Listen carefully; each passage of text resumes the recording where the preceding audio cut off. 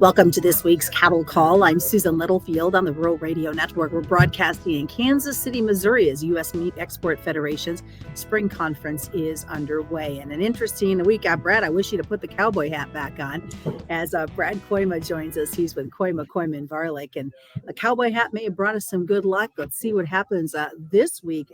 Let's first talk with this cash movement, what you're seeing in this trade, because we got some good times right now for these cattle guys. Well, Susan, that's fun, everybody likes bull market, right? I mean, thanks for having me on. And that hat is about 4 steps away in my office hanging there. Look, there's an old commodity phrase that I feel like I got to share with all these youngsters, right? And that the market could get Western was a way to describe when a market started to accelerate in a bull market type situation like this one has. So it's been an awesome 2 weeks here, particularly the last 6 or 7 trading days, where, people say, well, what's different? Well, to me, it's another time where the market seemed like it was just hung back and hung back and hung back, saying, okay, maybe it'll get better someday, but unless the cash really gets better, I'm really not going to believe in this thing. And so you had this steep discount, futures to cash, even more than normal for what early May was like. But still, you always are discounted to a degree. But this thing was really cheap compared to cash, I thought. And then everybody going, yeah, well, cash is going to come down to meet futures. That's how we'll get convergence. Turns out cash is going higher, not lower. Last week, we sold cattle up here in my neck of the woods as high as 191. There's reported sales here yesterday at 192. And in some of the cases of those cattle sold yesterday, they already went for slaughter today. That's as close to the knife as you can get. So,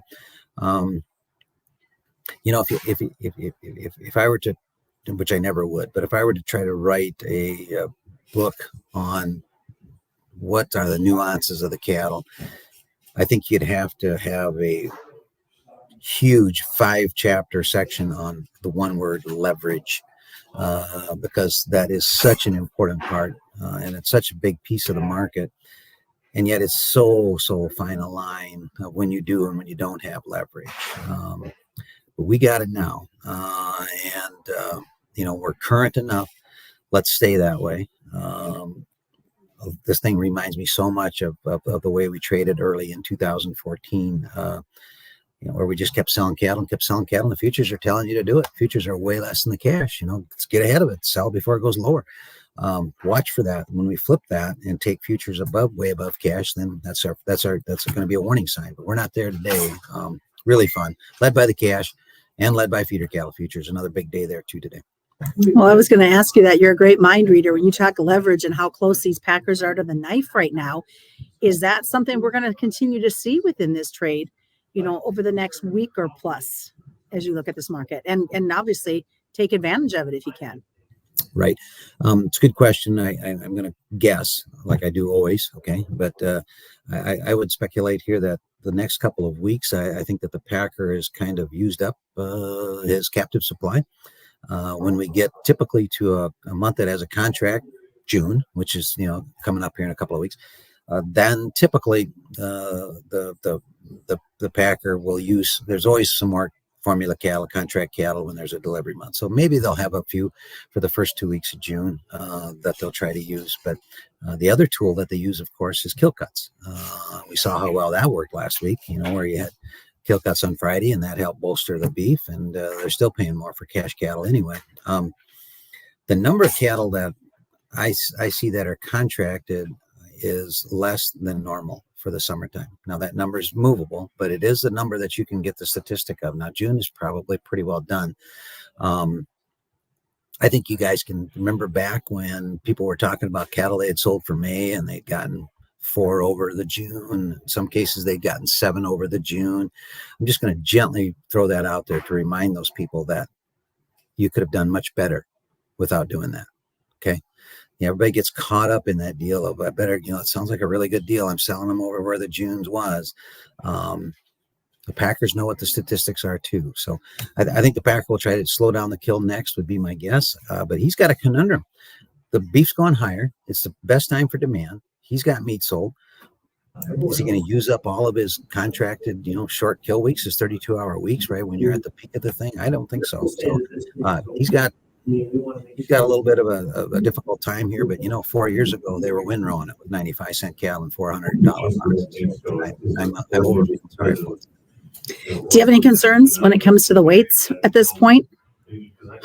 Yeah, you would bring up the gorilla in the room, wouldn't you? No, you're absolutely right, though. So that is the one thing that's a puzzle to me. I don't have a good explanation, but I know I said on your program for a couple of weeks that I thought as we transition from yearlings to calves that by naturally we would see these weights come down. I know mine have, my customers have, and yet we don't see it. I was going through some formula weights here 20 minutes before we got on, and I see that the formula weights are up significantly in the South. For these guys to meet their obligations on these formulas, the cattle have to grade so much, right? You also don't forget you got this dairy cross thing in the mix. That we've got hundreds of thousands more of them than we used to have. I mean, literally hundreds of thousands of them. And so it's not more cattle, but it's different cattle. And so instead of a Mexican cross one or a Holstein bull calf that's been castrated, you got this mix that those cattle are gonna weigh better and grade better. Okay, so is that part of our story? Maybe in the South, but I still am surprised. And I guess I would come back to maybe my number one excuse for the weights is that the weather has been so ideal. And that started already at the end of February, where these cattle have really, really done it all. Summer, spring, whatever you want to call it. It's been mild. We didn't have mud in March and April to speak of. So that's still part of the story to me, but I would still think that these weights would come down a little bit as we get into more calves. What about the funds? How are you calculating that into everything this week? A happy wild card. Everybody cusses the funds when they're doing what they don't want them to do, right? But it's part of it's nature of the beast anymore. So what happened was on the sell-off, the funds liquidated. Bird flu stories. Nobody likes uncertainty. Then we were worried about what was happening in the Middle East, right, with Israel, etc. And so that chases the long speculator. And so the fund community got down to the smallest positions they'd had in a long time. In fact, the overall open interest in the live cattle contract got to the lowest since like 2015 and early 2016. If you remember those times, those were not memorable times. The market was crashing and burning, and nobody likes a bear market. So now that we've started up, and now that we've broken out of some different chart patterns, now that we're above every single moving average that's out there, now all of a sudden you got these buy signals for the funds, right? And they've got a lot of bullets. And so that's what we've seen this week, I think, in a large way. We've had about 13,000 open interest, and I would think a lot of that's the funds. But that's a small bit of what they have if they really want to get their big load on. So I think that's bullish, the fact that the funds got a lot of ammo. So we've talked about this over the last couple of numerous reports about where we're at heifer market wise. And I know that in this last year, we've seen a lot of those girls head to the feedlots. Are we starting to keep them home? In record amounts, the heifer slaughter.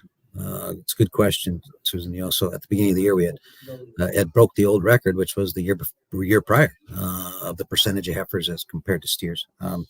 So some of this, short answer is yes, but I never give a short answer, do I? That we're seeing retention. Some of it's anecdotal. Okay, some of it's Brad talking to these people that he's gotten to know over 44 years of doing this, right? And most of this is across the north. That would be where I'm more familiar, where we source our feeder cattle out of the Dakotas, Montana, Wyoming. And what I'm hearing from them guys is that, well, it's raining. And we've got widespread moisture all the way from Canada down to Texas. Okay, so the lack of feed is not an excuse right now. Secondarily, I'm getting some data stuff now driven, and I'll be anxious to see the next time we get a good quarterly cattle on feed report.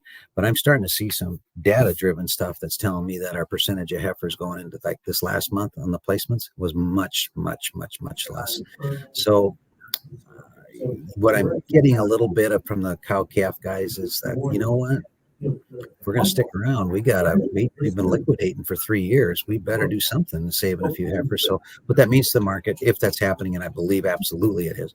Now, by the time we get to the late summer, early fall, we're going to have less yearlings available. By the time we get to the first quarter of 2025, you're going to have less fed cattle available. And that's, to me, when the rubber meets the road, is the first quarter of next year. All right. Good news to hear for that standpoint. What's the best way for folks to get a hold of you, Brad? kkvtrading.com or 712-722-0023. All right. Brad Kooima has been joining us for this week's Cattle Call. Quick reminder, commodity futures and options do involve a substantial risk of loss, not suitable to all investors. And that's the Cattle Call right here on the Rural Radio Network.